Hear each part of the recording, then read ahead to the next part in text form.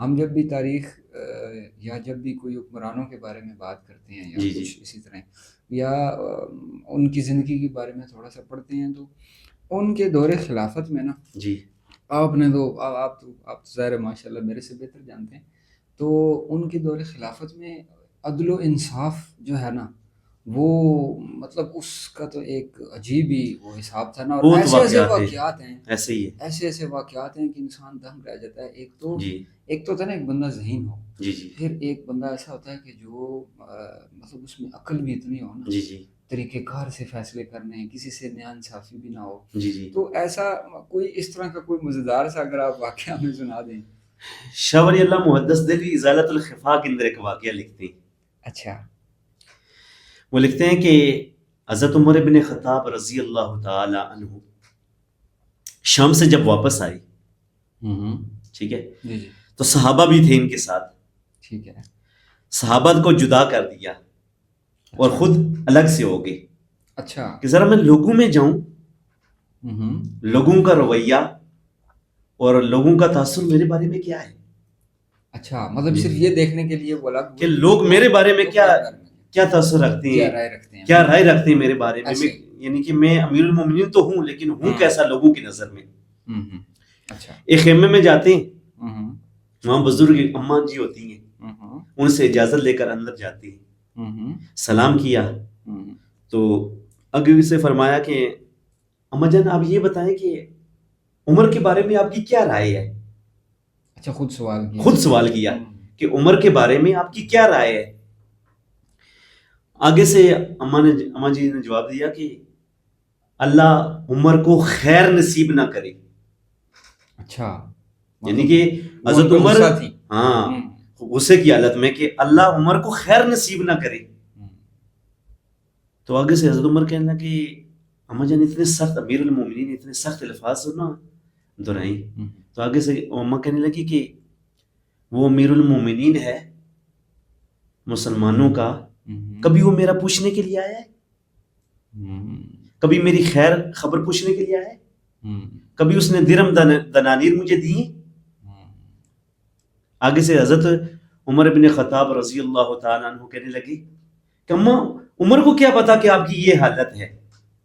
آگے سے جو اس اماں نے جواب دیا نا وہ جواب بڑا عجیب تھا. آگے سے اماں کہنے لگی کہ نبی کا غلام ہو اور نبی کے ماتحت چل رہا ہو اور مسلمان ہو اور مومنین کا امیر ہو، میرے وہم و گمان میں یہ بات نہیں آتی کہ کسی خطے یا کسی جگہ پر مسلمان ہو کہ اس کی خیر خبر اس کو پتہ نہ ہو. امیر المومنین ہو اور رعایا کا پتہ نہ ہو.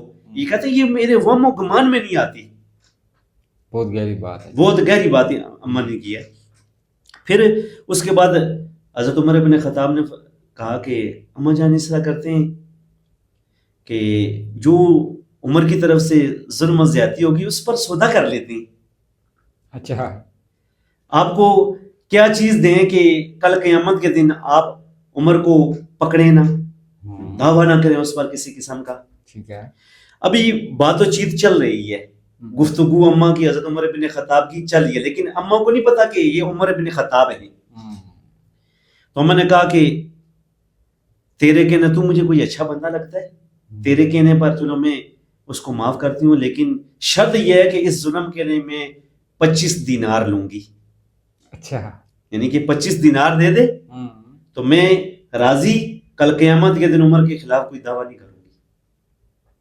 مطلب جو ان کی ضرورت تھی، ضرورت جو تھی نا، دیکھیں اس ٹائم لوگ بھی کیسے تھے کہ دعویٰ بھی اتنا ہی کرتے تھے جتنی ضرورت ہوتی تھی. ہاں اچھا اچھا. تو پھر اب حضرت عمر بیٹھے ہیں، اوپر سے علی رضی اللہ تعالیٰ آ جاتے ہیں اور عبداللہ ابن مسعود رضی اللہ تعالیٰ کہتے ہیں امیر المومنین.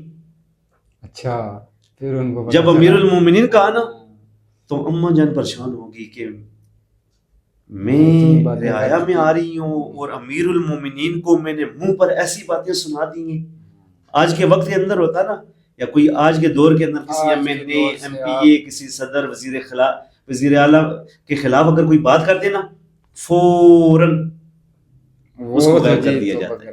وہ تو اتنا میں وہی جی بلکہ ابھی آپ جب یہ سارا واقعہ سنا رہے تھے تو میں میرے ذہن میں ابھی وہی گھوم رہا تھا نا جی جی کہ اگر آج کل کے حکمرانوں سے اس کا تقابلی جائزہ لیا جائے جی جی کمپیئر کیا جائے جی تو جیسے وہ مطلب کتنا پریشان ہو گئے تھے جی اور اس بات پہ کہ بھائی عمر کو کیا پتا کہ ایسے آپ ہی کی کیا کیفیت ہے، اور ان کا جواب جو اماں جی تھیں انہوں نے کہا کہ بھئی وقت کا خلیفہ ہو جی مسلمانوں کا امیر جی المومنین ہو جی اور اس کو اپنی رعایا کا نہ پتہ پتہ نہ ہو کہ ہو. وہ کس حال میں ہے تو وہ کس طرح کا ان خلیفہ اما نے فرمایا کہ میرے وہم و گمان میں نہیں آتا کہ اس کو میرے رعایا کا پتہ نہ ہو اور مومنین کا امیر ہو. تو جی وہی نا، تو اب جی آج کل کے حساب میں اگر دیکھا جی جائے تو حکمران کو میرا تو جہاں تک جی خیال ہے تو ان کو پتہ نہیں اپنا بھی پتہ ہوتا ہے کہ نہیں، تو جی ان کو جی رعایا کا کیا کیا پتہ پتہ ہوگا. ہوگا. چلے اللہ تعالیٰ ہدایت نصیب فرمائے. جی اچھا پھر آپ پھر کی بات اما نے آگے یعنی کہ اما نے جب سنا تو تھوڑی سی پریشان ہوئی. تو آگے سے حضرت عمر نے دیکھے نا امیر المومنین کی کس طرح آگے سے گفتگو تھی. انہوں نے کہا اما جان جو آپ نے بات کہی ہے وہ حق اور سچ کہی ہے. سبحان اللہ. دیکھیں نا حضرت عمر ان کے پاس نہیں گئے تھے، ان کو پوچھنے کے لیے نہیں گئے تھے، ان کی ضروریات پوری نہیں کی. تو جو ان کے اعتراض تھے وہ حقیقت میں درست تھے. اس وجہ سے امیر المومنین حضرت عمر بن خطاب نے فرمایا کہ اما جان آپ نے جو بات کی وہ حق اور سچ کہی ہے. اب سودا تو ہو چکا تھا، تسلیم کیا کہ میں قصوروار ہوں. تو آگے سے علی کو کہا کہ کوئی کاغذ لے آؤ، یہ اما جان سے لکھوا لیتی ہیں. حضرت علی کو کاغذ نہ ملا. اچھا. عبداللہ ابن مسعود سے کہا، خود بھی اپنے پاس بھی نہیں تھا. ٹھیک ہے. پھر کیا کیا، چادر کی ہوئی تھی، اس چادر کا آخر سے چھوٹا سا ٹکڑا کاٹ لیا. اچھا. اپنی چادر سے، اور اس کے اوپر لکھ دیا کہ کل قیامت کے دن اما جان کو اور میری طرف سے ظلم ہوا تھا اس کے اوپر سودا 25 دینار میں ہو گیا. اما جان میرے اوپر کسی قسم کا کل قیامت کے دن دعویٰ نہیں کریں. کر سکتی. ٹھیک ہے. کتنی فکر تھی آخرت کی بھی. اور اس پر حضرت علی المرتضیٰ رضی اللہ تعالیٰ کو گواہ بنایا اور عبداللہ بن مسعود رضی اللہ عنہ کو گواہ بنایا.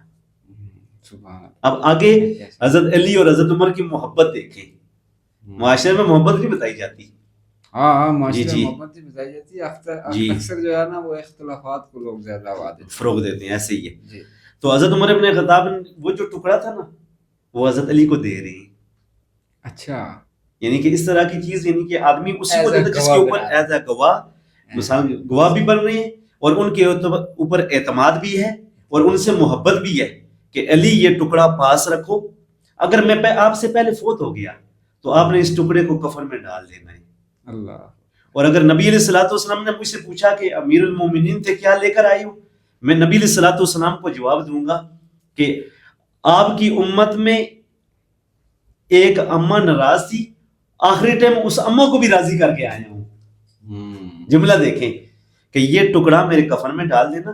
نبی علیہ الصلوۃ والسلام نے فرمایا کہ اے عمر کیا لے کر آئے ہو؟ میں آگے سے جواب دوں گا کہ آخری ٹائم ایک اماں مجھ سے ناراض تھی اور آخری ٹائم اس اماں کو بھی میں راضی کر کے آیا ہوں.